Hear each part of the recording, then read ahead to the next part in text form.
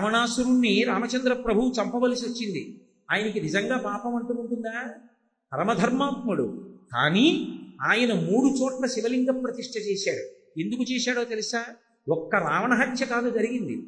రావణహత్యలో వీరహత్య అని ఒకటి, ఛాయాహత్య అని ఒకటి, దానితో పాటుగా కీర్తిహత్య అని ఒకటి, 3 హత్యలు జరుగుతాయి. ఒకటి బ్రహ్మహత్య. బ్రహ్మహత్య అంటే విశ్రవసో బ్రహ్మ యొక్క కుమారుడు కాబట్టి బ్రాహ్మణుడు చనిపోయాడు, దోషం వచ్చింది.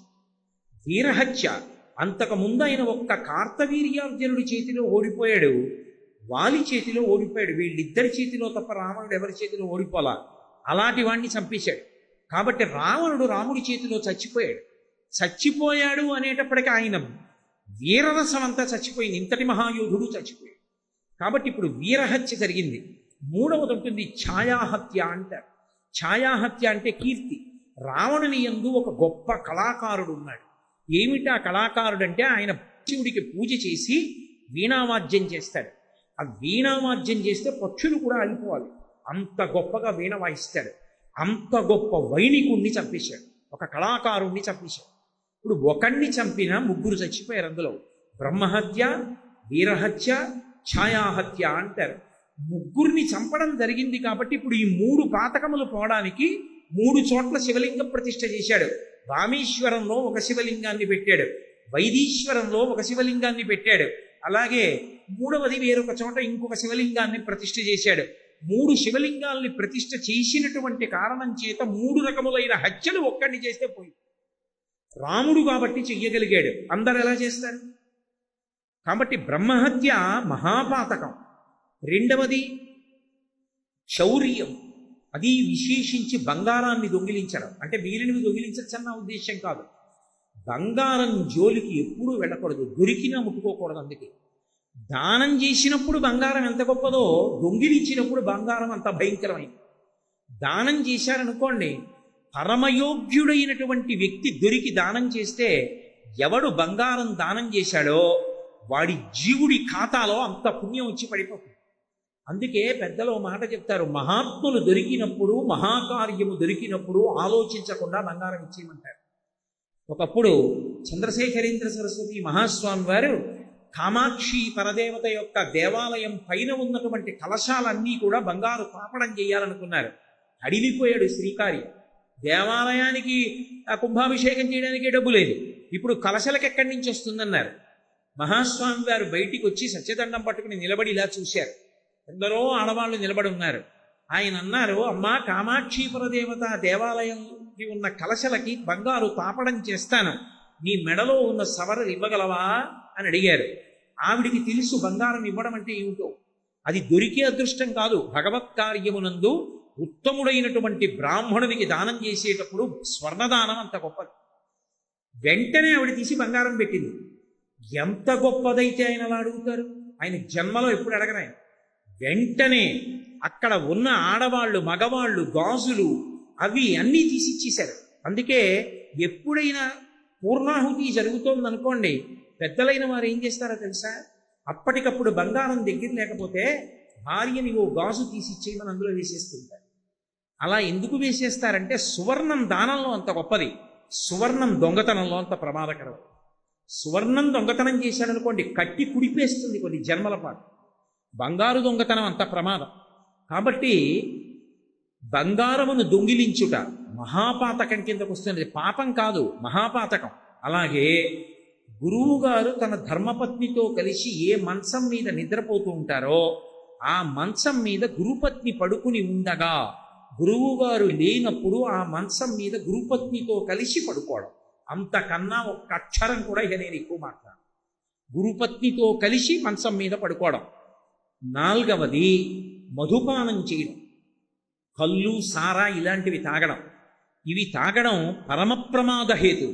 అది పాతకమవుతుంది. అది ఈ జన్మతో విడిచిపెట్టదు. అది జన్మజన్మల పాటు బాధ చేస్తుంది. కాబట్టి మధుపానము అంటే కళ్ళు, సారా ఇటువంటి మత్తు పదార్థములన్నింటినీ సేవించడం. ఇక 5వది ఒకటి ఉంటుంది, అది అన్నిటికన్నా ప్రమాదకరమైనటువంటిది. అది ఏమిటో తెలుసా? వాడు ఇలాంటి పనులు చేస్తాడు అని తెలిసిండి కూడా వాడు నా స్నేహితుడిని చెప్పి వాడి పక్కన వాడిని స్నేహితుడని కూర్చోబెట్టుకోవడం. ఏ కారణం చేత చెప్పకూడదు, ఇతను నా స్నేహితుడంటే అనకూడదు. ఆయన ఎవరండి అని అడిగారు అనుకోండి, ఆయన పేరు చెప్పాలి. ఆయనండి ఫలానా, నాతో కలిసి పని చేస్తూ ఉంటారు, లేదా అప్పుడప్పుడు మా ఇంటికి వస్తూ ఉంటారు, లేదా ఎదురింట్లో ఉంటారు అందుకు పరిచయం, లేదా ఆ వీధిలో ఉంటారు అందుకు పరిచయం, నా స్నేహితుడు అని చెప్పారనుకోండి, ఆయన చేసిన పాతకాల్లో ఇంకో వంతు మీకేస్తారు. అది పంచమహాపాతకాలంటారు. అందుకే ఈ 4 ఏదైనా చేసిన వాడని మీకు తెలుసు అనుకోండి, వాడు నా స్నేహితుడు అన్నమాట ఇక మీరు మాట్లాడుకో. వాడు స్నేహితుడు, నా సుహృత్ అని ఎప్పుడు అనకూడదు. అంటే 5వ అప్పుడు ఆ పాతకాల్లో ఒక వంతు పాతకం వీడికి వచ్చి పడిపోతుంది. అలాంటి వాళ్ళందరితో స్నేహం చేసి ఈయన నా స్నేహితుడండి, ఈయన నా స్నేహితుడండి అన్నాడు అనుకోండి, అన్నిటి పాపంలో ఫలితం వచ్చి వీడి ఖాతాలో పడి వీడి ఎందుకు పనికి రాకుండా అయిపోతాడు కొన్ని వేల జన్మలు. అందుకే పంచమహాపాతకాలంటారు. తెలిసి కానీ తెలియక కానీ ఈ జన్మలో చేసి ఉండకపోవచ్చు, కానీ అవి వెంట తరుగుతాయి. ఎప్పుడో చేశాడు, ఎప్పుడో చేసినటువంటి పాతకం వెంట పడి కాలుస్తూ ఉంటే దాన్ని పోగొట్టగలిగినది ఏది అంటే నిరంతర భగవన్నామ స్మరణము. ఎవడు ఎప్పుడూ భగవన్నామాన్ని పలుకుతూ ఉంటాడో, భగవన్నామం అంటే మళ్ళీ నా ఉద్దేశం నిన్న మొన్న వచ్చిన దేవుళ్ళు కాదు, ఈ మధ్య వచ్చిన కొంతమంది దేవుళ్ళు ఉన్నారు, వాళ్ళ నామాలు పలకమని నేను చెప్పట్లేదు. వైదికమైనటువంటి దేవతలు, వేదప్రోక్తమైన భగవత్ స్వరూపాలు, అటువంటి స్వరూపాలు ఏమున్నాయో ఆ నామములు, ఓ రామనామం, ఓ శివనామం, ఒక అంబికానామం, లలితానామం, కృష్ణనామం, అటువంటివి ఆ నామములు పలికితే బ్రహ్మహత్యానేక పాతములకన్నిటికీ విరుగుడు ఒక్క భగవన్నామమే. అలాగే రెండవది భయంకరమైనటువంటి పాపమైన బంగారమును దొంగిలించుట. తపనీయ చౌర్య తమసంబునకు సూర్య కిరణముల్ హరినామ కీర్తనములు.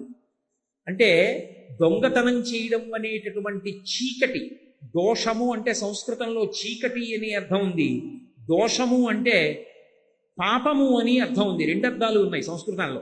కాబట్టి తపనీయ చౌర్య తమసంబునకు సూర్య కిరణముల్ హరినామ కీర్తనములు. భగవన్నామ సంకీర్తన చేసిన వాడు ఎవరుంటాడో అటువంటి వాడికి దొంగతనం చేసిన, బంగారం దొంగతనం చేసినటువంటి పాతకం కూడా నశిస్తుంది. అలాగే బ్రహ్మహత్యానేక పాపాటములకగ్ని కీలలు హరినామ కీర్తనములు. బ్రహ్మహత్య అనబడేటటువంటి పాతకం ఉందే, అటువంటి అగ్ని, అటువంటి అరణ్యానికి అగ్ని కీల కాల్చేస్తుంది దావానలంలా. అంటే బ్రహ్మహత్యానేక పాపాటములకగ్ని కీలలు హరినామ కీర్తనములు. తపనీయ చౌర్య తమసంబునకు సూర్య కిరణముల్ హరినామ కీర్తనములు. గురుతల్ప కల్మష దురితనాగ సమితికి కేసరుల్ హరినామ కీర్తనములు. గురువుగారు పడుకున్నటువంటి మంచం మీద ఆయన భార్య పడుకునుండగా పడుకోవడం అనేటటువంటి భయంకరమైనటువంటి మహాపాతకం అనబడేటటువంటి ఏనుగుల గుంపులకి సింహం లాంటిది భగవన్నామము యొక్క సంకీర్తనము. అలాగే మధుపాన కిల్బిష మదనాగ సమితికి కేసరుల్ హరినామ కీర్తనములు. గురుతల్ప కల్మష క్రూరసర్పములకు గేకులు హరినామ కీర్తనములు. ఆ చేసినటువంటి దోషము ఏదైతే ఉందో, అంటే మత్తు పానీయాలు, కళ్ళు, సారా మొదలైనటువంటివి తాగడం అనేటటువంటి భయంకరమైన పాతకమనబడేటటువంటి సర్పం ఏదుందో దానికి ముంగిస వంటిది భగవన్నామము యొక్క సంకీర్తనము. ఈ నామ సంకీర్తన చేత ఎప్పుడూ చేసినటువంటి పాతకం కూడా నశిస్తుంది. అంత గొప్పది భగవన్నామ సంకీర్తనం. మహిత యోగోగ్ర నిత్య సమాధి విధుల అరలు బ్రహ్మాది సురలకు అందరాని భూరి నిర్వాణ సామ్రాజ్య భోగ భాగ్య ఖేళనంబులు హరినామ కీర్తనం. ఎప్పుడు 4 ముఖాలతో వేదం చదువుతూ సమాధిలో ఉండి తనలో తాను శ్రీమన్నారాయణుణ్ణి అనుభవించగలిగినటువంటి చతుర్ముఖ బ్రహ్మగారు పొందగలిగినటువంటి వైభవం కన్నా కూడా గొప్ప అదృష్టాన్ని ఇవ్వగలిగినటువంటిది భగవంతుని యొక్క నామ సంకీర్తనం. స్తుతిమాల ద్వారా దైవత్వంతో కనెక్ట్ అవ్వండి. పవిత్ర స్తోత్రాలు మరియు రోజువారీ పంచాంగాన్ని పొందండి. డౌన్లోడ్ ప్లేస్టోర్లో యాప్ను ఇప్పుడే డౌన్లోడ్ చేసుకోండి.